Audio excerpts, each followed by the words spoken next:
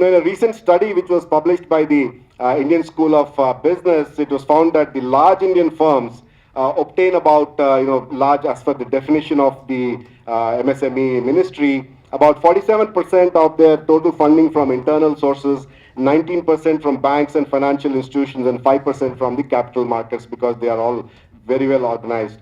And the remaining 29 comes from alternate sources, maybe from the public by way of debentures, etc., etc. In case of MSMEs, only 15% of the funding came from internal sources, 25% from the banks, and 10% from capital markets. And around 50% of the funding has been sourced through alternative funding sources. And I think Mr. Srinivas mentioned that this is what's being borrowed at extremely high costs. And that is why there's the viability of the entire MSME sector gets affected. And this clearly implies that MSMEs face very high interest costs due to lack of availability of adequate credit. So in spite of all these problems in the MSME sector has grown by leaps and bounds, and has even caught the eye of international venture capital funds and financial institutions. In fact, MSMEs fared better than most large organizations between 2001 and 2006, which was a peak of the growth of the Indian economy.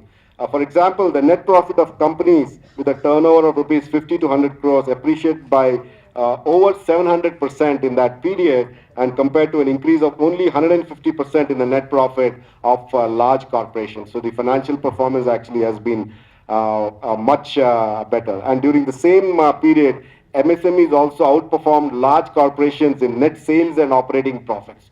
And to enable SMEs to take advantage of the international and national investment opportunities, you would have seen both the BSE and the National Stock Exchange have come up with their SME exchanges to leverage their respective trading platforms and to provide the MSMEs with an opportunity to raise equity as well as realize the value of their companies. And this will help unleash the value of the company and also help the entrepreneurs who have floated these SMEs. But of course, you need to be a lot more aggressive about trying to get your firms listed, and do a lot more homework before you can get it listed in the BSE or in the NSE.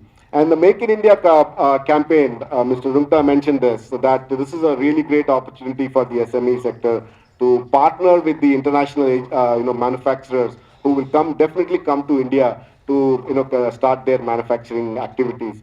In fact, about 6 months back, a very large US investment fund representative came to meet me, and they were willing to spend up to about $300 million. The fund value was that, to acquire MSMEs in and around Hyderabad. And actually they have gone through their first acquisition with a couple of SME units in the aerospace sector, because that is a key sector which is there for growth. So I think that these opportunities are very large as far as the SME sector is concerned.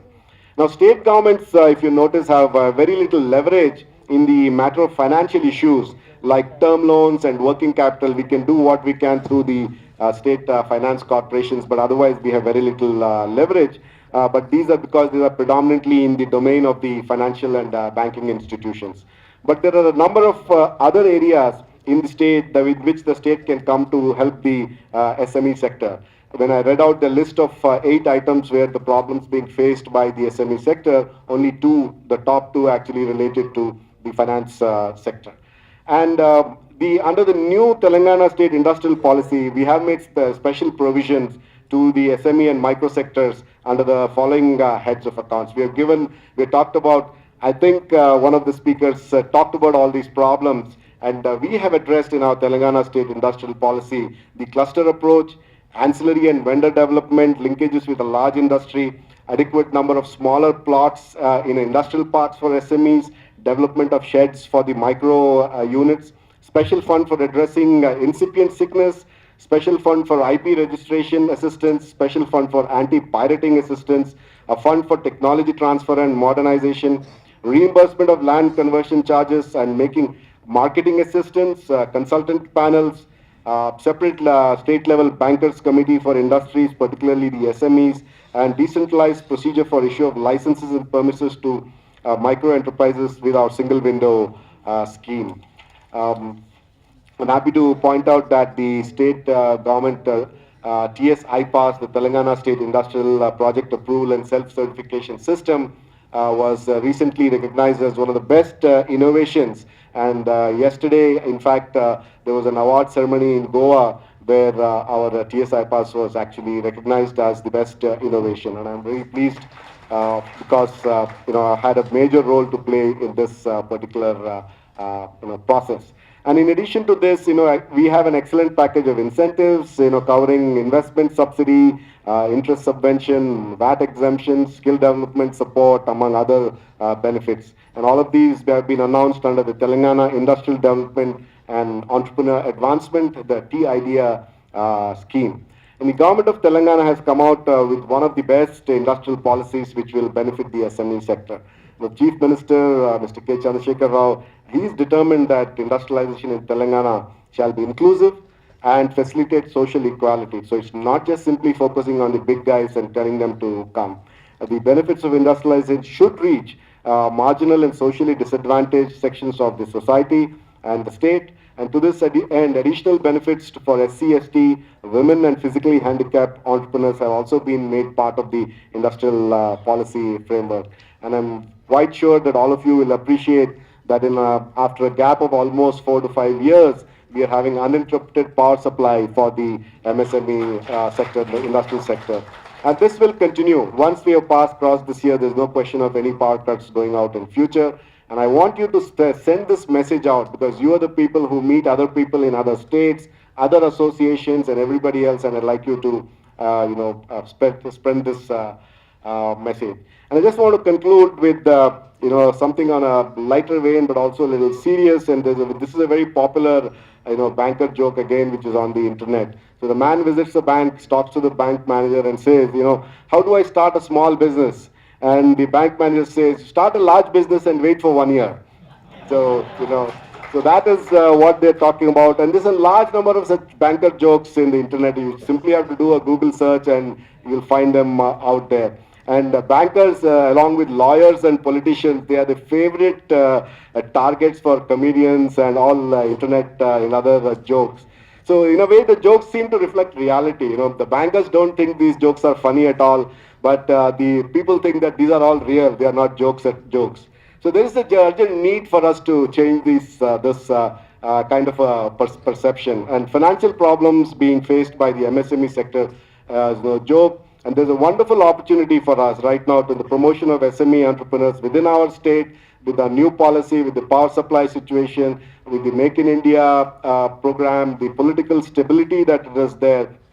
And I do want the bankers to become friends with the entrepreneur and see how best this partnership, like the state has partnership with the federations, how the bankers also can have partnerships with the federations and with the individual entrepreneurs. And I do hope that the seminar will generate a productive dialogue and make practical suggestions to policy makers and the banking community. Mr. Rungta knows that we are very receptive to any suggestions that come from associations. We are very proactive in incorporating them in our policies, and I do hope that. And Mr. Krishnamohan mentioned about the last mile connectivity. And with the lab, so much of experience, the only thing I can say is that as long as the branch manager, as long as the officer or the field officer in the bank is not his promotion is not linked directly to CGTSME or the SME credit, he will not do it. It's forget about everything else. Ultimately that is the bread and butter for the branch manager. It is his practical reality. And unless there is some reward for proactively going out and doing this activity, not a punishment. If something goes wrong, straight away it goes into his personal file and that's it. For the rest of his life, he'll still be working as a officer in some remote village in Adilabad district.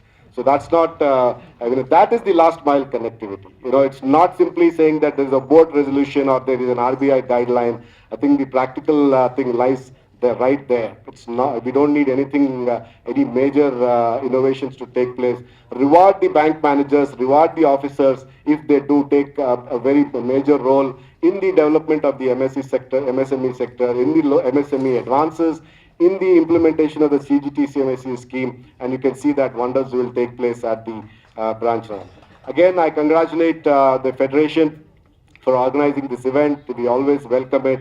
And I guess we want something which is practical that comes out. Don't give us board resolutions and RBI guidelines which are always there. Tell us something which is practically possible to make this reality happen.